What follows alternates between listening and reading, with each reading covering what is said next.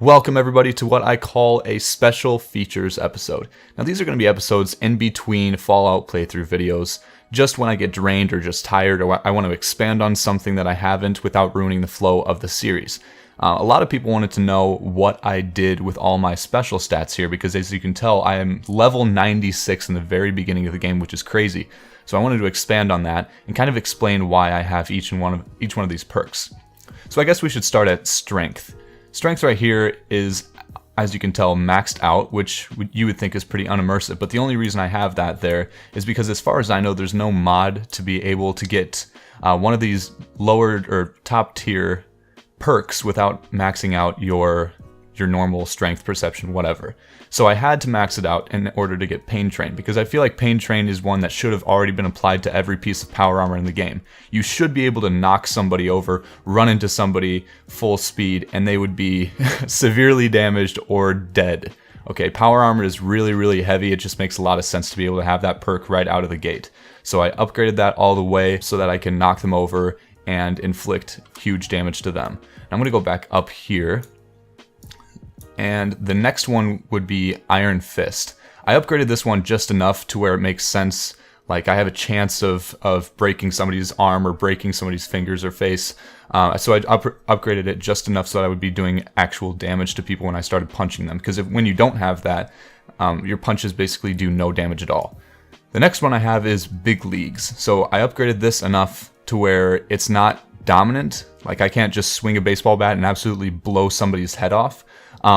But what I can do is disarm the opponent with a slight chance. And that makes sense to me because if you hit somebody's weapon or something, you should be able to knock it out of their hands if they're not holding on pretty tightly. So I upgraded it just enough. The next one is Armorer. And as you can tell, I didn't upgrade this very far because I'm planning on actually adding on perks as the game progresses, as I meet the Brotherhood of Steel, as I meet the Railroad, things like that. Just different factions, different experiences are going to give me more experience, and then in that case, I would level up Armor or something like that. So I just gave him basically the bare bones structure of, he knows somewhat what he's doing. He understands basic science concepts. He can kind of add things onto his armor. The next one's Blacksmith. I just added this one on because, basically any old guy off the street can duct tape something to a melee weapon or something like that. So I just gave him very base stats for that. Now this one is obviously Heavy Gunner. I really had to max this one out because if you're shooting a minigun at someone, they're gonna die instantly if you hit them with like one bullet. And so I fully maxed that one out because at the base game, your miniguns, your, repeat, whatever they're called, the laser miniguns, whatever those are, Fat Men, those don't do enough damage. Okay, it takes a while to kill a high-level raider or something like that, and I just don't feel like that makes a lot of sense. So I just upgraded that fully. This one I didn't upgrade at all because it basically defeats the purpose of immersion. Because we always only carry what we could normally carry in real life. There's no reason to add on that perk to carry more weight. This one's Steady Aim. I don't care about hip firing. I don't think hip firing would ever be useful except with a shotgun. And even then, shotguns hip fire pretty well, so I didn't even add on that perk. This one's Basher. Normally, at the base game, gun bashing does very, very little or no damage at all. I feel like you should be able to hit somebody and actually do some damage, so I just upgraded that all the way. Now it actually does a little bit of damage. Going up to Perception, we have it at level 8 right now, and that's because all the way at the bottom we have the Sniper perk, which basically allows you to shoot someone and they actually fall over. Honestly, anytime that you get shot, you should be falling over, but for some reason the sniper rifles in this game, when you just shoot through a target and then they apparently don't feel it, so they don't fall over, which I thought was stupid. So I just added on that perk there. Now it knocks down a target. Pretty simple. We don't mess with any of these perks because they're just dumb. I don't care about Fats, shooting through cover, any of that garbage. And this is just unrealistic garbage, Refractor and Night Person. I don't want more intelligence at night. I don't care. This one is Demolition Expert.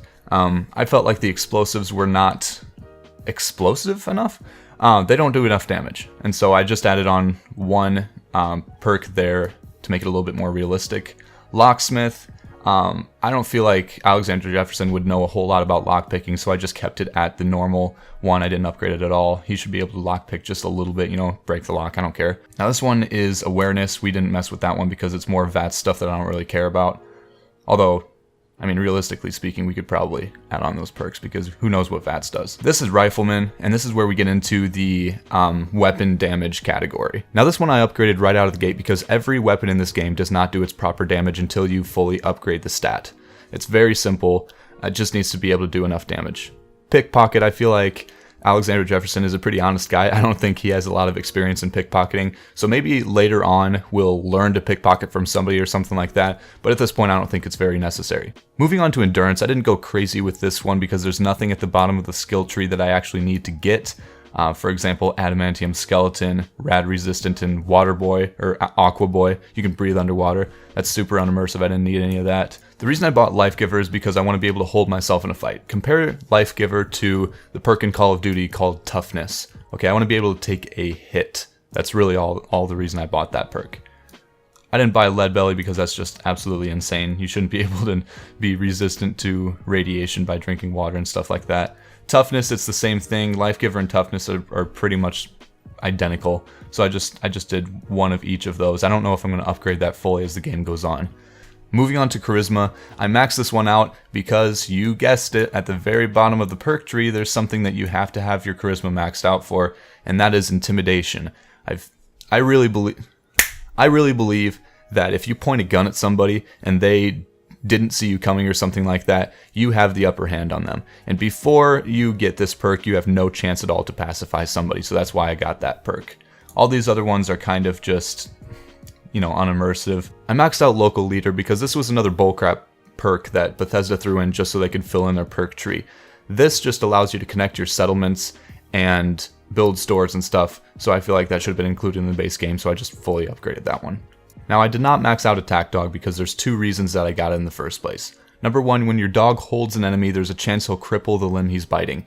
If a dog is chomping down on your hand, it's probably going to be broken by the end of the encounter. That's just obvious.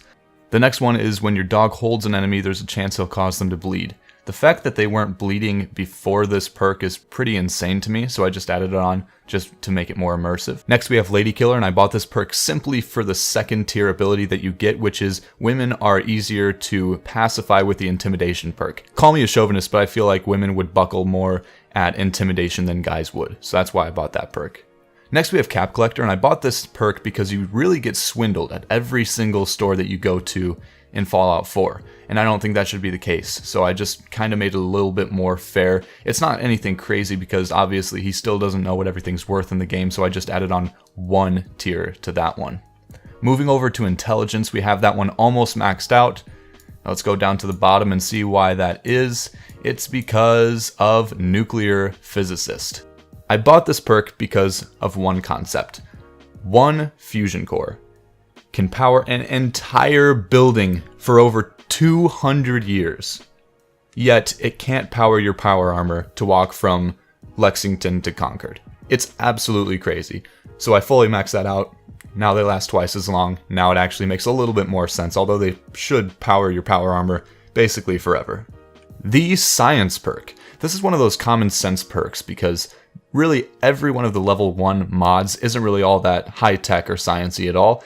Plus, I'm pretty sure you have to have the first tier unlocked to do a lot in the workshop mode at settlements. I leveled up Scrapper once because you should be able to scrap screws, aluminum, and copper when you're scrapping something that's made out of that material.